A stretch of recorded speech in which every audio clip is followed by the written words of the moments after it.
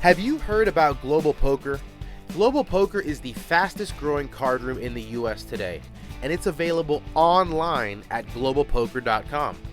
Global Poker is a social poker site that offers safe and secure cash-out options by using their unique and patented sweepstakes model. Players can compete in big guaranteed tournaments, jackpot sit-and-goes, or cash games featuring Hold'em, Omaha, and even Crazy Pineapple. Don't wait. Check out Global Poker today. Poker Stories is an audio series that features casual interviews with some of the game's best players and personalities. Each episode highlights a well-known figure in the poker world and dives deep into their favorite tales both on and off the feld.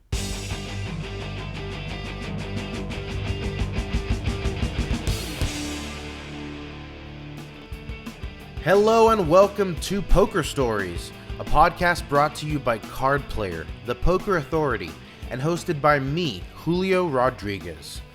We are kicking off the new year with a big one. This is episode number 81 and features the one and only Antonio Esfandiari. Now, if you are like me, then you got your first glimpse of the magician when he won the World Poker Tour L.A. Poker Classic main event back in 2004. Later that summer, he won his first World Series of Poker bracelet. He was still pretty new to poker at the time, but his antics at the table and likable personality quickly made him one of the most recognizable faces in the game during the height of the poker boom.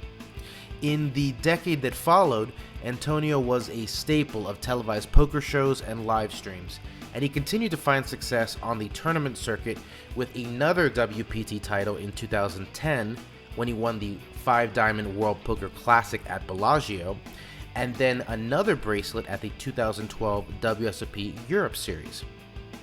Antonio's biggest score, of course, was the $18.3 million he earned for winning the $1 million buy-in Big One for One Drop High Roller back in 2012, which at the time was the biggest prize in poker history and put him at number one on poker's all-time money list. When he wasn't winning on the felt, he was doing it with outlandish prop bets, and it even led to a short-lived TV show with fellow poker pro Phil Laak called I Bet You. Antonio has also had a small role in the movie Freelancers and in an episode of Entourage. But honestly, we didn't even talk about that stuff very much. Antonio could tell you stories for days that have nothing to do with poker, and you'll get some of that in this podcast, which is finally coming to you after more than 3 years of setting up, by the way. Antonio was one of the first 5 people I texted when I decided to start this podcast, and he agreed to do it immediately. But then, our schedules never seemed to match up, his more than mine, and you'll discover in this episode, Antonio has taken a major step away from poker to focus on his family. He's 41 now, and he still plays for a living, but he's no longer plugged into the day-to-day events of the circuit. In fact, you'll hear later on that he wasn't even aware that Bryn Kenney had taken over the number one spot on the all-time money list. Anyway, after dozens of annoying texts, I finally was able to pull Antonio out of his semi-retirement to come on the podcast. And I think you'll find it was worth the wait. If this is your first time listening to Poker Stories, then welcome.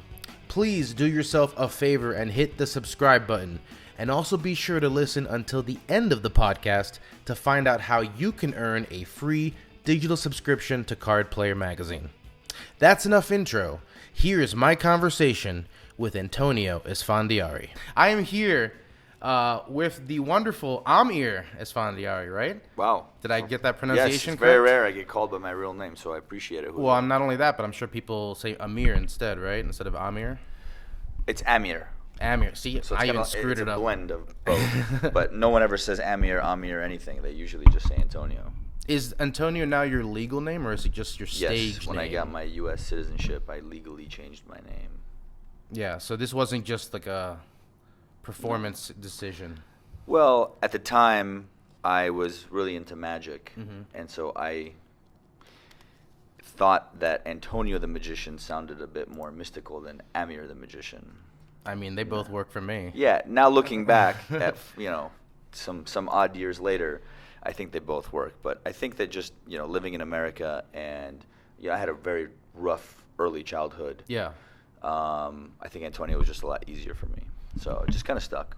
Well, and I like it because it's kind of unique. There aren't that many Antonios out there. For sure. And most of them choose Tony. Yes. And my best friend's name is actually Tony. So I have a very strict no calling me Tony no. kind of rule. Let's go back to that childhood you referenced because you did spend 9 years in Iran. What do you remember about your time there? A lot? I remember a lot. I mean, I grew up there. I remember we were at war with Iraq. That wasn't fun. Yeah. So I don't have the bestest of memories. My mom and dad didn't really get along, so that wasn't fun. It wasn't the best childhood, to be honest. But my dad got us out of there, and we came to America, and now life is good. Just a new job situation or anything you can... Well, my grandparents had migrated to the United States, and so it took a long time before he could get us our green cards and get all of our legal issues, resolved and set in motion to bring us here. And he finally did that, and we came over, and I remember I went to school in third grade. I didn't speak any English. That was a rough shock day. Must have been insane. Big culture shock. And at the time, and even going to California, where you do have some little bit of a community there, but well. I mean, yeah, but to me it was very foreign. And at the time, there was a lot of animosity against Iranians because of the whole, taking over the U.S. embassy in Iran. And so I had a lot of things to deal with at school that wasn't so fun. Were you doing magic back then? No, I didn't start doing magic until my late teens. So what exactly prompted that? I went into a restaurant with a friend of mine, and the waiter, the bartender, we sat at the bar, we were having lunch, said, "What's your favorite card?" And he did this magic trick for me, and I was completely dumbfounded. It was so cool to me, and I'd always loved magic. I mean, who doesn't like magic? And then, well, a lot of people don't like magic. It's got like this weird social. I was the kid who had a magic set for sure, a marked deck of cards. I was totally into it. But there's a fine difference between not liking magic and not wanting to be a magician, right? So I mean, in a social setting, when you meet people, it's very rare that somebody says, "I don't want to see a magic trick." That's true, yeah. So I was fascinated by it, and then I saw a guy do it, and then I went to the magic store about a month later and explained to the guy working at the magic store what I had seen, and he told me that I could do it. I couldn't believe that I could actually do that trick. Anyway, it was one of those self-working tricks. I bought it, I did it, and then the reaction that I got from it was very addicting, to say the least. Who were your guys back then? Were you into any of the big show guys, or were you more sleight of hand, street magic? It was mostly just close-up, street magic kind of a thing. I met a couple of magicians in Vegas at the magic shows, at the conventions that were my buddies that I learned a lot of things from. So how far did your act ever get, progress? I never had an act. It was always close up. I had a lot of card tricks, a lot of other stuff, make your ring watch stuff disappear kind of thing. I did a lot of corporate parties and whatnot. It was a ton of fun. I love doing magic, but I never had a stage show. It just wasn't my cup of tea. I was much better, in small groups, in person and whatnot. Well, I talked with my boss, Jeff Schulman, about the early days back when you first started playing, and he said that before tournaments would start, you would gather a crowd around you to watch you perform, even before the cards were in the air. Yeah, so this was back at the Horseshoe, when the World Series was the Horseshoe, and the very first couple years I came to the World Series of Poker, I didn't play much poker. I was really just walking around doing a lot of magic tricks. Yeah. And I remember, the word kind of got around that there was this magician kid, and so every time I'd walk by a table, they'd ask me to come over and do some magic. And so that's actually how I met Phil Laak. He saw me doing magic. He was sitting behind Gus. This is before he was Gus. And I remember seeing him just kind of looking at my hands. He wasn't really enjoying the magic. He was trying to figure it out. And then about, 20, 30 minutes later, I was doing another set of magic tricks for a whole entire different group of people down the hall. And I remember seeing him again, just kind of peeking his head in and looking straight at my hands the whole time.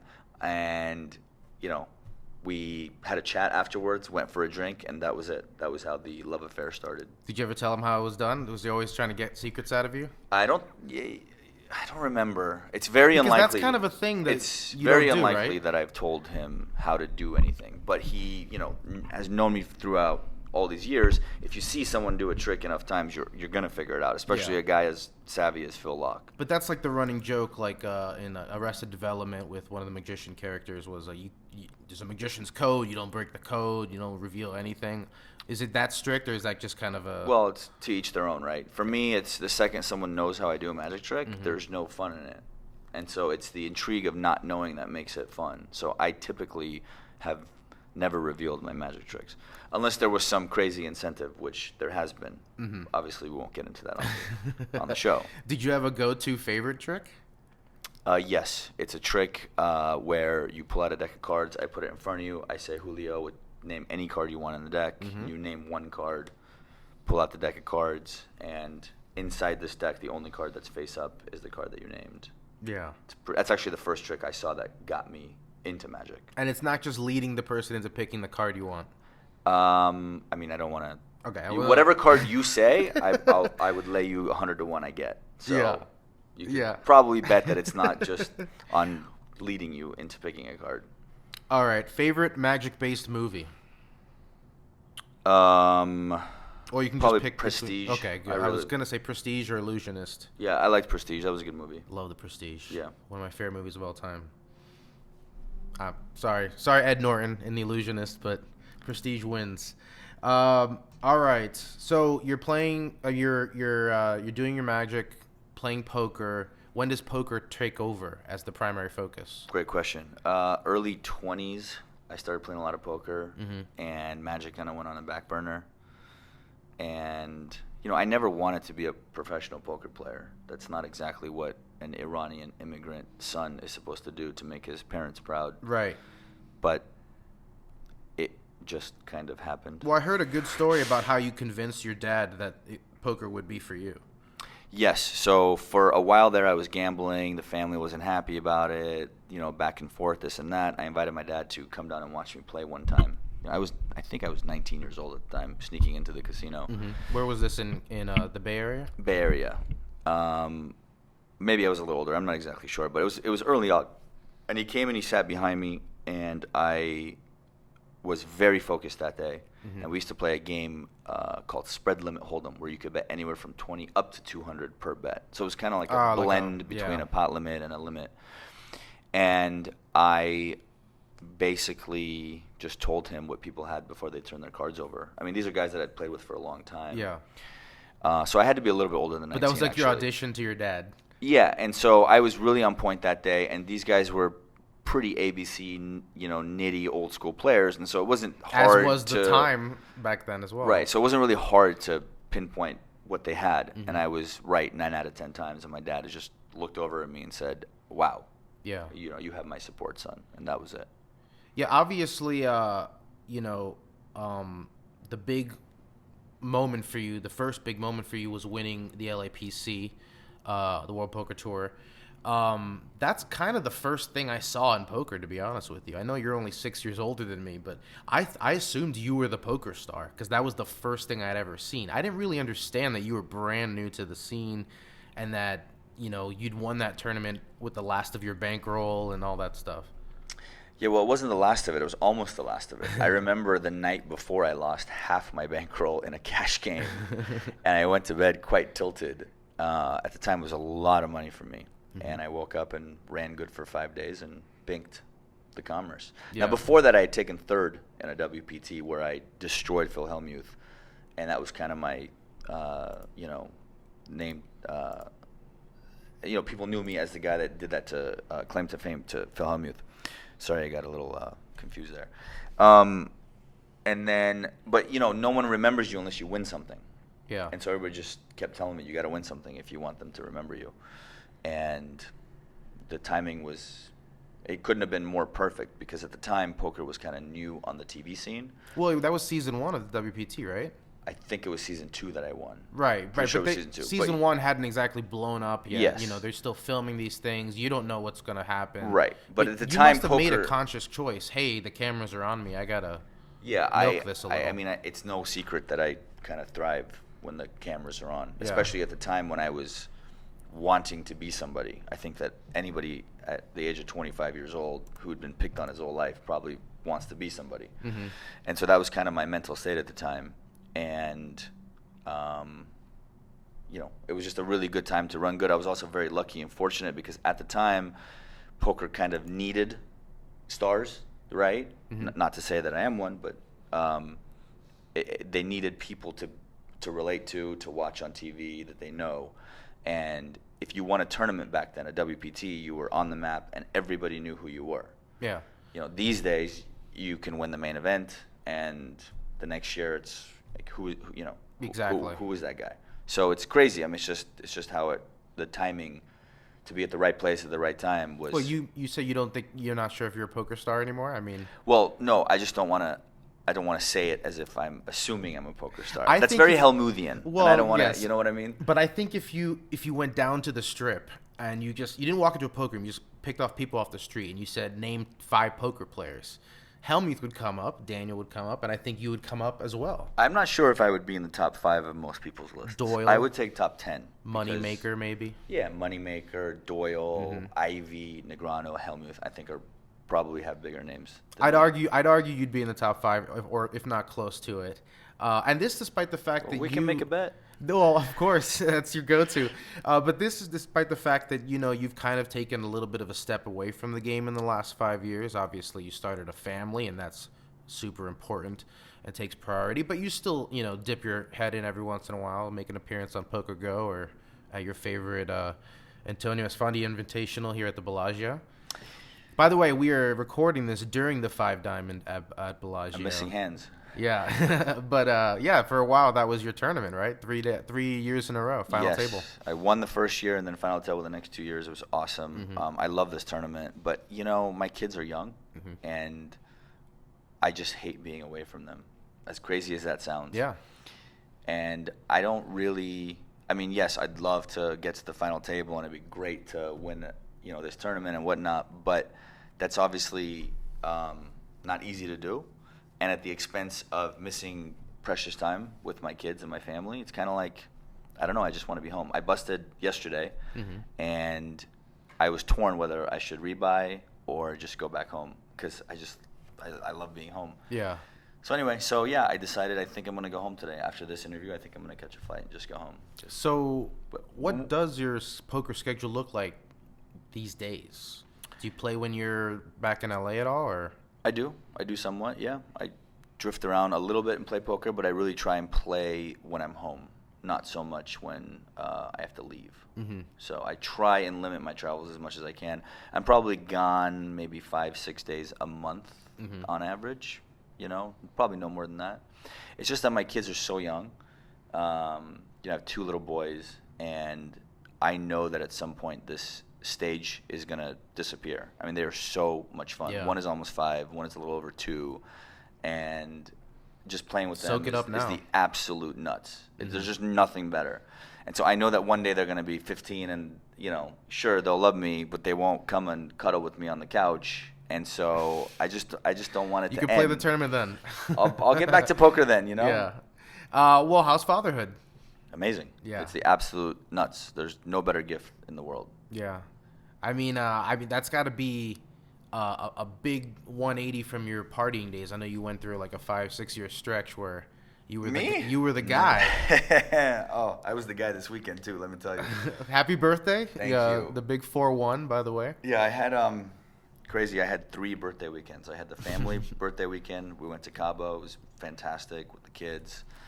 Then I had the guys' Vegas birthday weekend, and then next weekend I have another party for everybody, basically. So it's been a crazy birthday month for me. But yes, I did have a few party days in my day, Julio. Do you miss the circuit at all? Do I miss the poker circuit? Yeah. I mean, obviously you love your family, you love that time, but is there a part of you that misses the grind? I'll Or tell you the what people? I don't miss. I don't miss sitting at a table watching two guys take 8 minutes per hand staring at each other and playing so slow. I don't miss that. Yeah. I do miss having a fun table with banter and people gambling and just having a good time while they play poker. That I miss. Yeah. So yesterday at my table, it was great. I actually had a really fun table. There was two guys that played really slow, but it wasn't overly unbearable, so it was okay. But just the whole, like, you know, for a single open and then think about it and then, like, do the whole stare thing and then, you know, click it back and the guy goes in the whole process. It's just like, come on, guys. Like, who wants to play in that in that kind of arena? I don't. Are you still the guy who's trying to loosen everyone up at the table? Or Usually, is it just yes, like, but yesterday I was dealing with a pretty bad. I was Hangover? beat up. Yes. Well, I didn't drink on Sunday. I drank on Friday and Saturday. My buddy threw me a pretty big birthday bash at Marquee. So thank you, Jason Strauss, for Saturday night. Got to give him a little plug, you know. Yeah, for sure.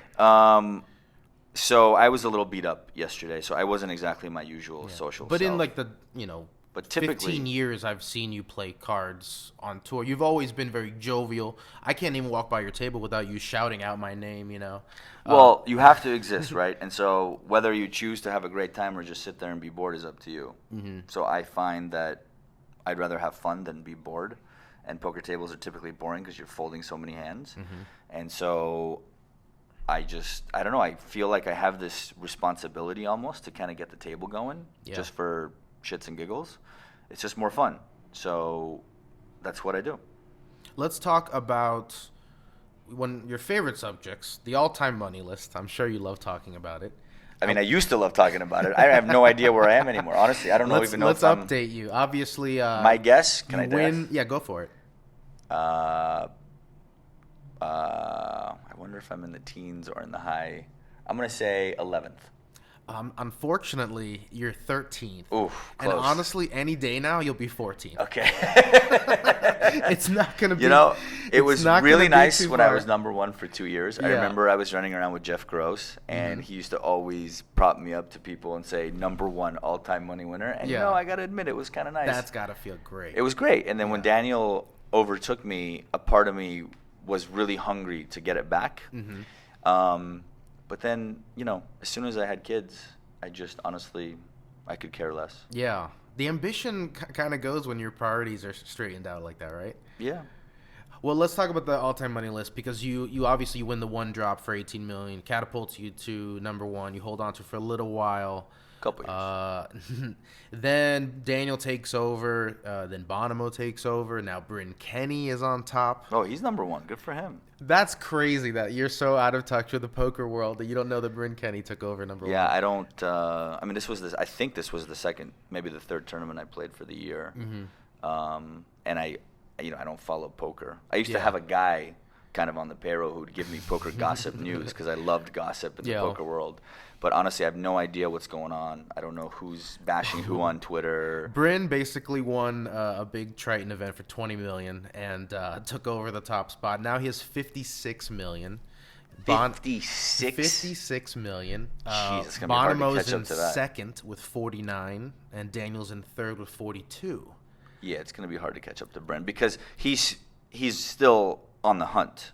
That's you know what I he mean? said. He was quoted as saying, I'm going to get number one. This is before he even was number one. He was like number 6 when he said this. He was like, I'm going to take number one, and I'm never going to give it back.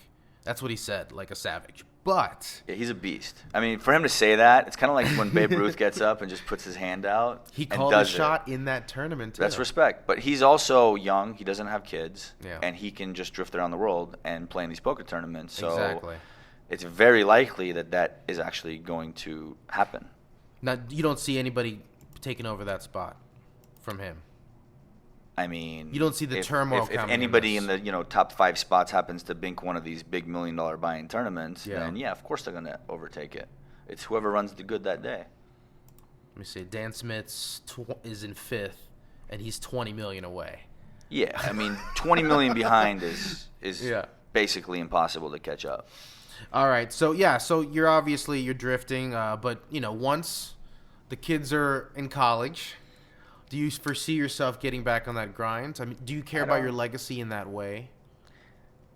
I feel like, well, that's a good question. I don't know. I haven't really thought about my legacy. I feel like my legacy, you know, my footprint in poker, I did it, I said it, and now I'm on to different things. Yeah. Will I return to poker? And, I'm certainly never going to be flying around playing all these different tournaments 24/7 like I used to. Yeah. Just because I have kids. At some point, even in 20 years when they're grown up, I'm still going to be their dad. So, and I actually really want a third, so that might really put a damper on things. Push the timetable even further. Yes. She says the shop's closed, but I say it's not. It's a back and forth. I think the true odds right now, I'm probably like Shout out to your lovely wife, Amal. 44%. Yes, she's going to give me another kid. You hear that, Abacho? But at the same time, we can't ignore what you have been able to do on the field in your limited time in the last few years. You did win a big circuit event over at the Bike, and you have made numerous runs in the World Series of Poker main event. Do you feel rusty when you jump out there, or same old game? It's not so much that I feel rusty. It's just that everybody just gets better and better, and that's kind of annoying.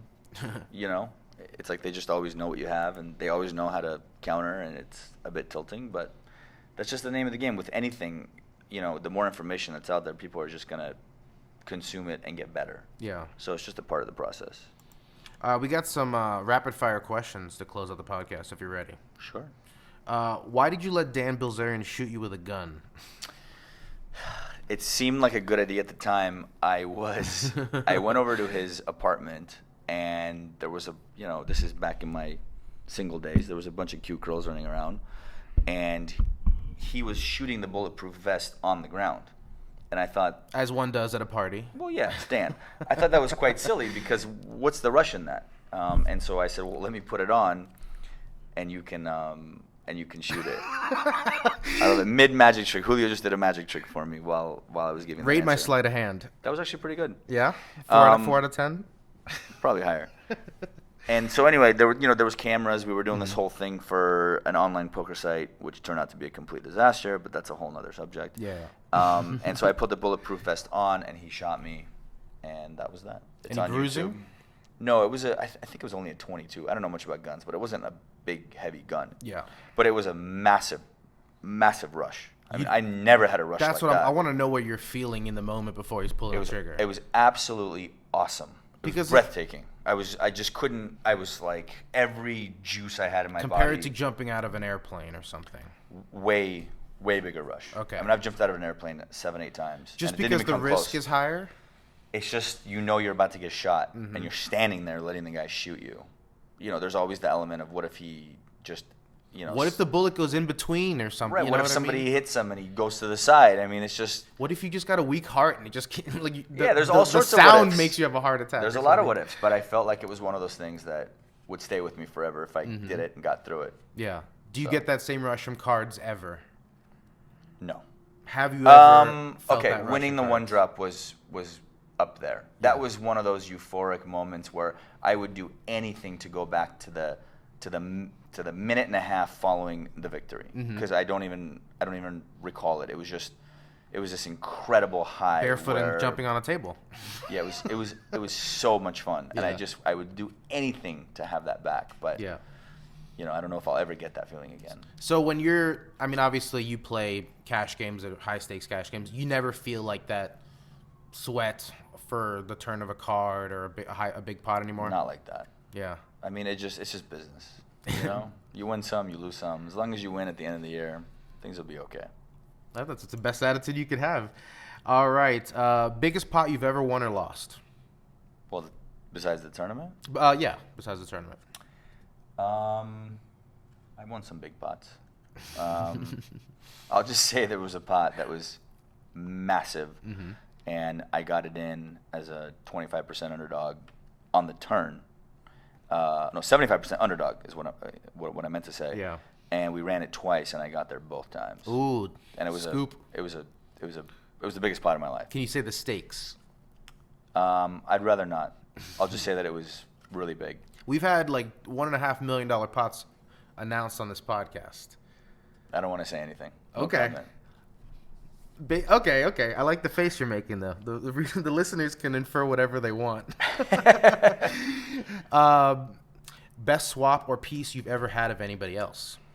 Well, my most consistent swap is probably with Rast. Rast and I have been friends for a long time. I think he's an absolute beast.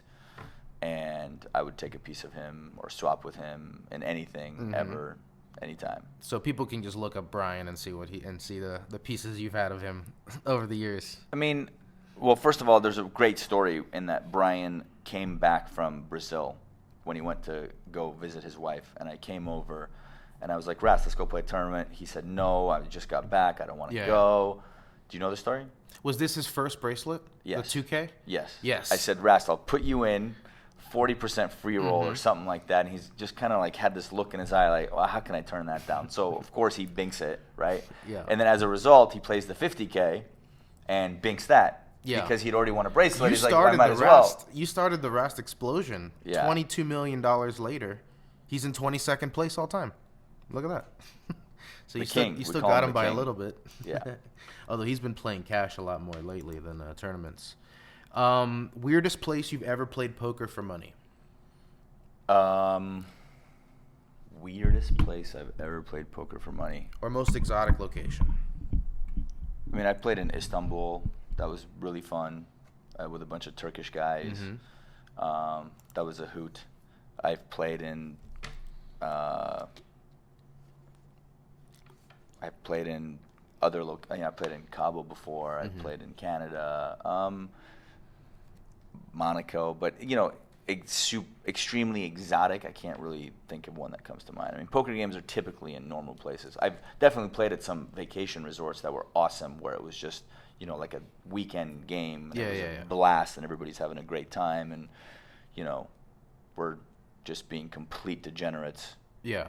I remember one time we went to go play for the weekend, a bunch of us, and we played it was like a 3-day kind of thing. We started playing Friday night, and we didn't stop until Sunday afternoon, nonstop, straight through. I mean, it was just like the worst thing, the absolute worst thing you could do for your body on a beautiful place in a tropical kind of place on the ocean, and nobody ever stepped foot in the ocean, not one time. It was just complete degeneracy at the highest level. There's a story that Dan Shack told in this podcast about you and Ivy and a flight that went horribly wrong. Oh my gosh, I'll never forget this story.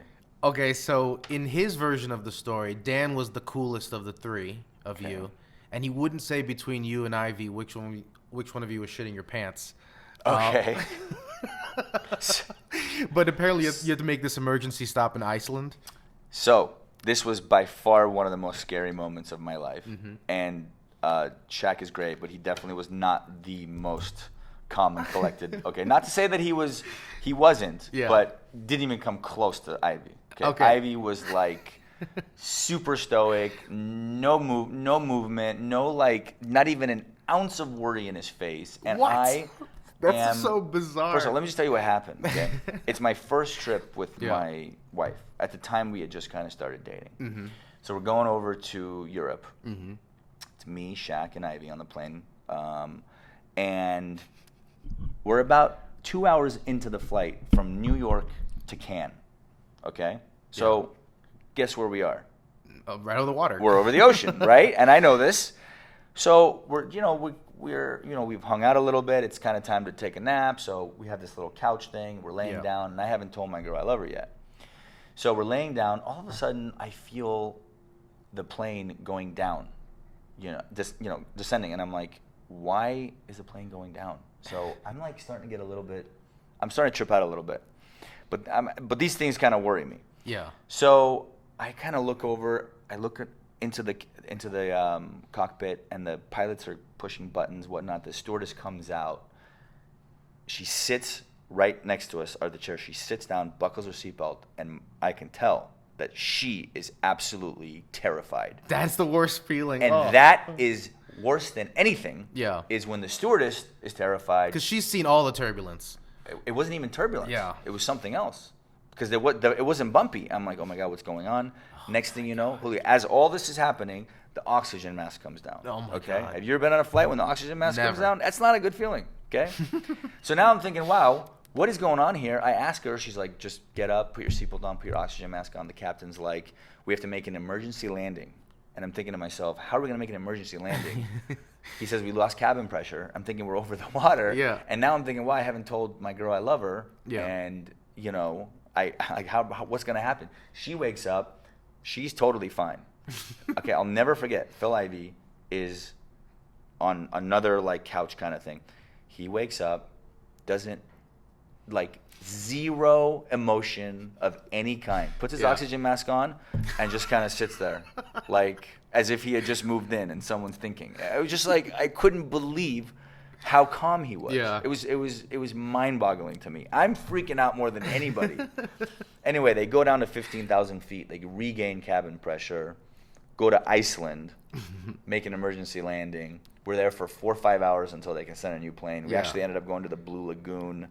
Some natural. Yeah, he said Ivy refused to rent bathing suits. Yeah, he didn't go in. Of course we went in because it's a once in a lifetime thing. It was absolutely beautiful. Yeah.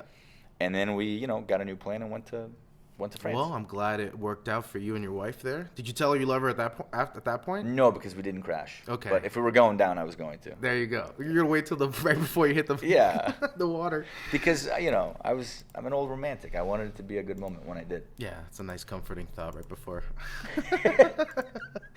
She handled it really well too. Who's the best human being you've met in the poker world? The best human being I've met in the poker world? Or just one of them. I've met a lot of good people. The thing is, if I say one person, it's going to take away from all the other amazing people that I've met. So just list all of them. No, I don't want to put you on the spot there. What about who's the best poker player that we've never heard of? Was there a guy back in the day who always impressed you but didn't blow up? Or yeah, there have been a lot of those guys throughout the years. You know, specifically, I probably couldn't think of one. And if I did, I probably wouldn't want to say it anyway. So, what was the worst job you had before poker? I used to wash cars, making $4.25 an hour when I was a kid. What was so bad about that gig, other than the pay? $4.25 an hour. It's kind of hard to survive on that. Yeah. No, I was a busboy. I washed dishes for a couple weeks. I did it all. Yeah. But at the time, I was a kid, so nothing is bad when you're a kid. You know, when you wake up, you don't get hangovers. You don't. Your bones don't hurt. You just get up and carry on about your day. You have no worries. You have no bills. You have no responsibilities. So it was awesome. What, if not for poker, what would you be doing? Obviously, I don't know how much of this even applies to you. I don't know. I feel like I would probably be in real estate.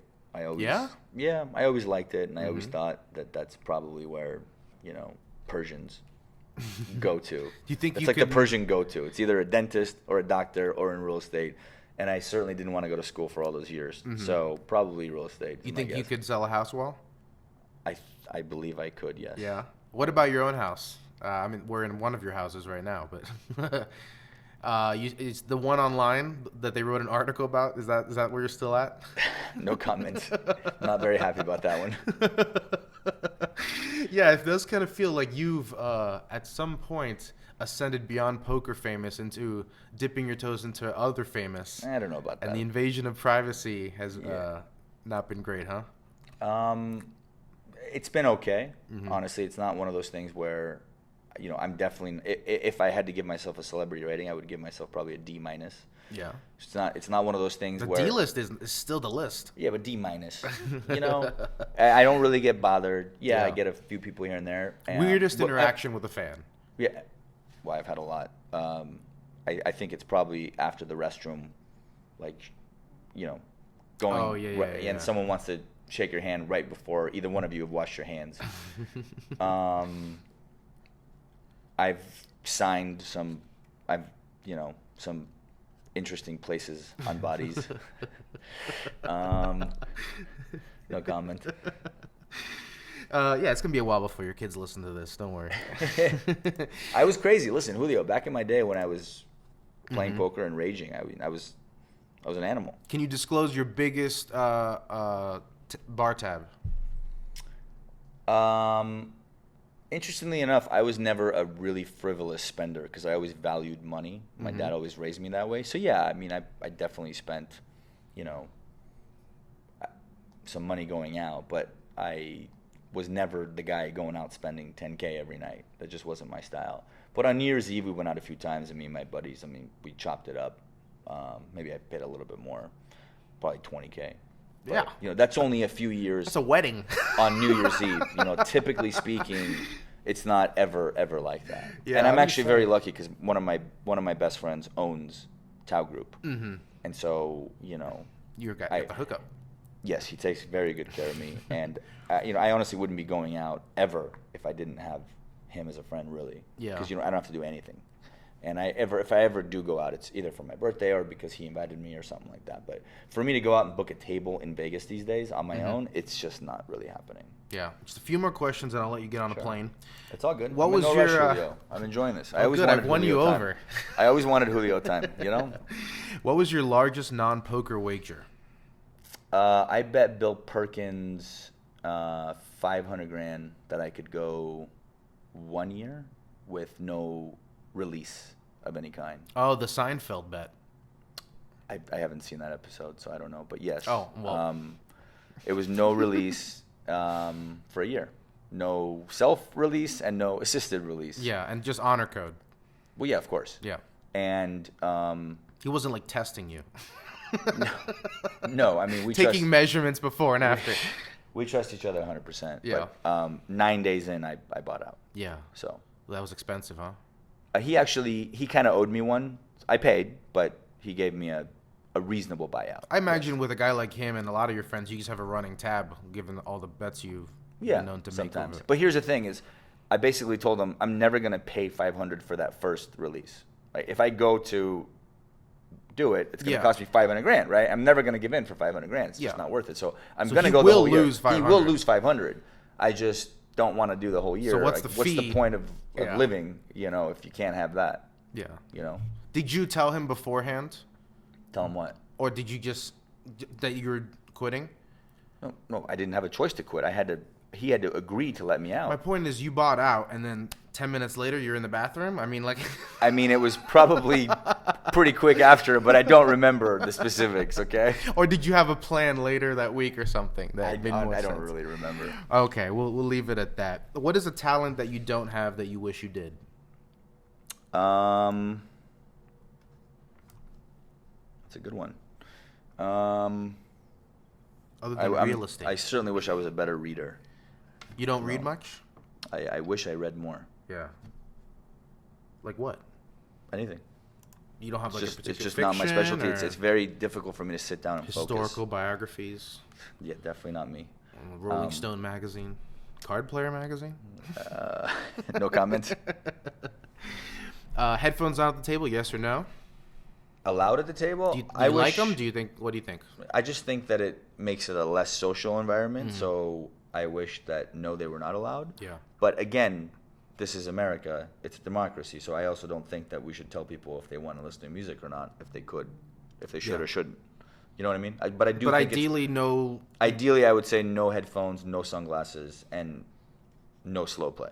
You say that despite one of your good buddies, Phil Laak, being famous for his, sunglasses at the table. Yeah, but his and not only his that, goggles but are completely so covering up. Right, but there's so much entertainment value to what he does. He'll even go in disguise. He's the absolute best. I'll never forget when he was in disguise and we went up to Howard Lederer and asked for a picture, and Howard had no idea that it was Phil Laak. And then we went up to a bunch of other poker players. We just made our rounds around all the guys. Oh, for those that don't know, you're talking about the Phil Laak as an old man at the World Series. Mm-hmm. Yeah, check it out on YouTube, guys, if you haven't seen that. What kind of music do you listen to? Mostly classic rock or deep house. Okay. I love deep house. Trying to picture. Okay, so you have 6 years on me. So like your high school years are like Alice in Chains. No, that was a little too rough for me. I'm more of a Doors, Beatles, Pink Floyd. Oh, like classics. Yeah. Okay. And then new house. I love new house. I mean, a deep house with some melody kicked in. Mm-hmm. I have a buddy of mine, DJ Thomas, who is from Montreal, who's my favorite DJ. He's actually going to be doing a gig this weekend in LA for me. He's unbelievable. Yeah. So how does that work with the DJ? Does he just play his own stuff and then, or does he mix other people's? No, he mixes other people's music. Right, but I mean, really he well. has his own famous, tracks as well that he throws in there. How does that work? I don't know how much music he's personally made, but he can read a room and know what to play better than anybody. Yeah. He'll take you from like dinner to starting the party to the middle of the party to ending the party. Yeah. He's just great, and they're. And how's your dance game these days? Well, it's not the best, but I'm one of those guys that doesn't really care, so I get out there and go for it anyway. My brother got the dancing genes. Do you have a favorite album? To this day, it's probably Dark Side of the Moon by Pink Floyd. I don't think anything can ever come close to that. I got into Pink Floyd later, so I'm more into David Gilmour rather than the band as a whole. I tried to get into that Pompeii concert, and it was just too trippy for me. I don't know. Not your style. Well, I mean, I just don't do the right kind of drugs, I think. Yeah, I plead the fifth. Say no to drugs. Speaking of Burning Man, no. Well, favorite movie? it's a tie between Forrest Gump, Braveheart, and the Quentin Tarantino movie. Wow. Which one?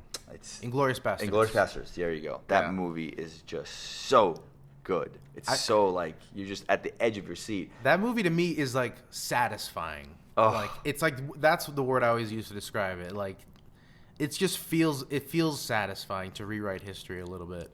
Yeah, and I mean he makes such good movies. Yeah. Who is your celebrity doppelganger, or is there a person Who? Your celebrity doppelganger? What is a doppelganger? I think is a German word that means like a lookalike. It's the kid from the guy that played Sopranos. Not the son, but the like the nephew. What was his Chris something? Imperioli? Oh, Michael Imperioli? Yeah, Chris Imperioli or something like that. That guy. I don't have the internet. The guy from The Sopranos. People have told you look like the guy from The Sopranos. Yes. What about when you were younger? Anybody like that come up? Pinocchio. Pinocchio? Well, I had a big nose. Still do. Well, and I got a nose job. How much did this nose job reduce? So I was very self-conscious about my nose. Can we look at your brother to see the? Well, he got one too. So it's a Persian thing. I remember going to the surgeon who was a family friend, and I wanted a small nose because I was really self-conscious about my nose. And he said, "Look, you're just not going to look good with a small nose." And I said, "You know what? I leave it to you. Just take me under and wake me up with whatever you give me." And this is what I got. And you're happy? Do I seem happy? You seem happier than most poker players. Yeah. So it worked just out. Just in general. It worked out. So one thing I would be an idiot for not bringing up is obviously your crazy boxing match with Kevin Hart. Yes, that was a lot of fun. It was definitely, talking back about the thrill moments in life. Walking into that ring was such a thrill for me.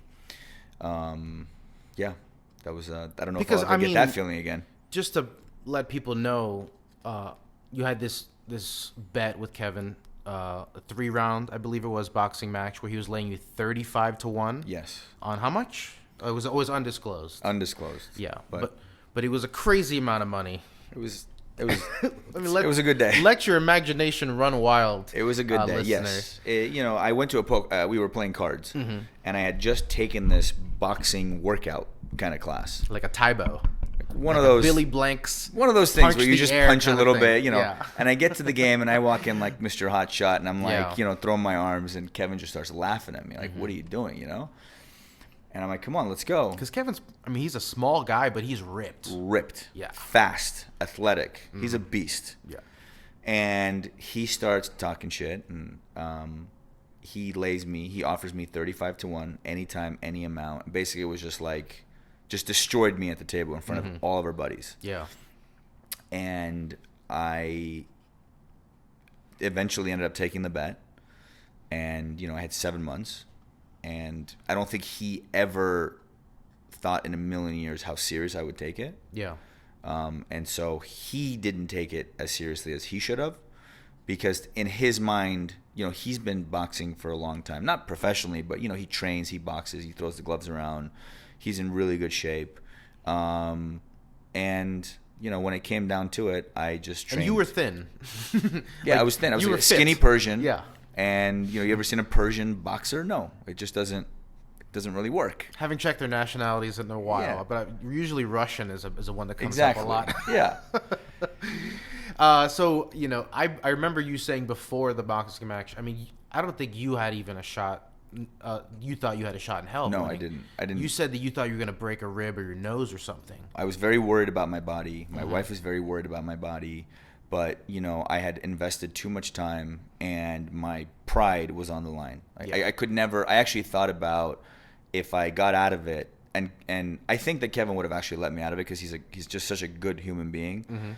I didn't want to tell the story to my kids that I backed off. Yeah.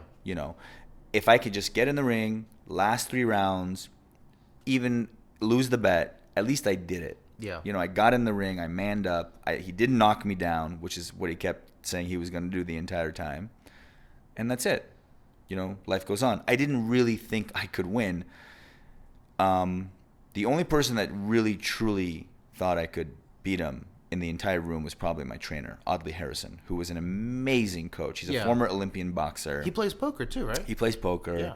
He was such a good coach. I can't even tell you how many sessions we had. We trained every day basically for 7 months. He was. It shows. You are shirtless in front of me. Thank you.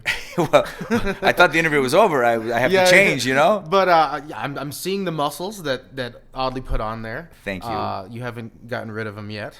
No, they're still lingering.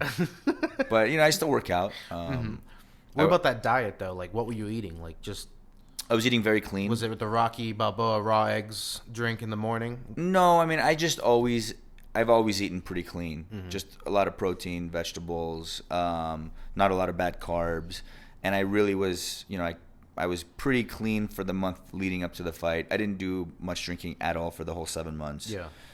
Slept a lot of recovery, which is the one thing that I didn't realize was going to be necessary. Is when you're training so hard, especially at 40, you need a lot of recovery time. And so I had to do a lot of cryotherapy, a lot of massage, a lot of these like random things for my body to get my body back in shape. So it took a lot out of me time-wise. Yeah. It was just, everything was just training. Was there a moment in the match that you look back on, like a good hit that you got in there where you feel... There was a moment where I realized, oh my gosh, I can actually win this fight. And I was in the middle of round 2, early on in round 2, when I realized that Kevin was completely gassed. And, I had been training cardio for 7 months. My cardio was awful before this started, but I was running on the beach. I was running 3 miles in my sleep. Yeah. And all of a sudden I look over and I'm like, oh my gosh, he is so gassed. Like, maybe I can actually pull this off. He came out slugging. He just came trying to knock me down. He tried to end it. Right away. He threw these massive overhand punches. And had he, listen, to his credit, if he had landed one of them, I would have been out for sure. But luckily, I trained, and I knew exactly what to do, and I would just step back, and anytime he got in, I would just pull him in. And he didn't get the proper coaching that when I do that, don't pull away because you use a lot of energy. Energy consumption is everything in boxing. And, he just tired himself out, and I came firing in round 3, and I ended up, winning the fight. It was a very glorious moment. I couldn't believe it. Was there any shit talking at the end? Like, hey, those are all movie star muscles over there, Well, actually, for the first 20 minutes, at the very end of round 3, he was so gassed that he fell down, and for about 25 minutes, didn't get up. Damn. And so, we wanted to make sure he was okay, obviously. Yeah. And the funny part of the whole thing is that I had a doctor there because I thought I was going to be bleeding. And so I had a, whatever they call the guy that's behind you, on the break. The cut man? The cut man. And he was like, I can't believe you have a cut man. What do you have a cut man for? This bucket. And he never had to do anything on me, but he had to make sure that he didn't have, a cardiovascular, death or something at the end. The bragging rights that you now have. Oh, I destroy him. Because Kevin is going to be around he's going to be popping up. Your kids are going to be watching Jumanji and going, my dad beat that guy up. I destroy him. The best part is that when I hang out with him and his crew, his buddies give him so much shit. Yeah. Like, don't make me get Antonio. It's just like so awesome that I completely own him. And the weird thing is, like, if him and I were to ever actually just randomly fight, he would absolutely beat the shit out of me. Yeah. You know what I mean? But it just goes to show you that if you train for something, what can happen. Well, let's say, you're walking down the street with your wife and kids, and all of a sudden a mugger comes out. How confident are you that you can handle business now? Certainly a lot more confident than before. Right? Certainly, yeah. I think boxing is a skill technique that I learn that I'm going to have forever. Mm-hmm. But, who knows? Who knows what can happen with a random slugger on the street. But I will say that if Kevin had given it the same preparation as me, I don't think I would have had a chance in hell. Yeah. You know what I mean? Because he's just an athlete. He's a beast. I don't know. Your reach is pretty. The reach is very important. But Yeah. if he could have got into me and laid a couple on my ribs, I would have been out. Yeah. Because I don't take pain very well. One question I did forget to ask you, because we didn't even talk about your 3 bracelets. Where do you keep them? My dad has one, and I think I have a couple in my safe. Yeah, I ask everyone. A lot of people give them away. A lot of people have them in a drawer somewhere. Some people have them displayed. I'm not exactly sure. Like, maybe I have them in my safe. They might be somewhere else. I don't really know. I haven't. So it's not like I take them out and look at them. That's what I'm saying. Like, you don't wear them as jewelry. No, definitely not. I only wore them the day I won them. We end the podcast the same way every time with a question from the random question generator. And I got yours over here. If reincarnation is real and you have to come back as an animal, what would you choose? I mean, the stereotypical standard answer is probably lion or tiger. Then you're hunted your whole life, though, right? It's true. I don't know. Maybe a bird. It'd be pretty cool to fly, That's true. right? What's the longest living bird? Or do you want a shorter life? Hurry up and reset your reincarnation status again. Maybe you want to be a bug. Get it over with in a day. No, I think I take bird. Be a dog. An eagle. Just get pet and fed all day. That'd be fun. A little love. Dogs You'd get have a to lot of guarantee. love. What if you're one of the rejected dogs? But I wouldn't want to stink. Yeah, that would be a bummer. All right. Antonio, thank you so much for letting me into your place and coming on the podcast and humoring me while I pestered you for 3 straight years. So that was Julio, I didn't even know we were doing a 1-hour interview. I thought it was just like some questions for something. If you go back and read the numerous messages I've sent you, it will say 1 hour several times in there. I told you what my weakness was, right? Reading. I'm a skimmer. Yeah. My friends make. Next time I'm just gonna send you cliff notes, and then you'll get it perfect. But thank you so much. Enjoy your flight. Enjoy your family. Thank you, sir. See you Julio! next time. That's it. That's the show. Thank you once again to Antonio for the awesome stories and for not blocking my number when I kept asking him to be on the podcast. You can check out Antonio's crazy dad life on Twitter and Instagram at Magic Antonio. You can also follow us on Twitter at CardPlayerMedia and also at Poker_Stories. If you like the show, then please subscribe. If you want to go the extra mile and leave a nice rating and a review, let us know about it with an email to pokerstories@cardplayer.com, and we'll give you a free digital subscription to Card Player Magazine. Thanks for listening.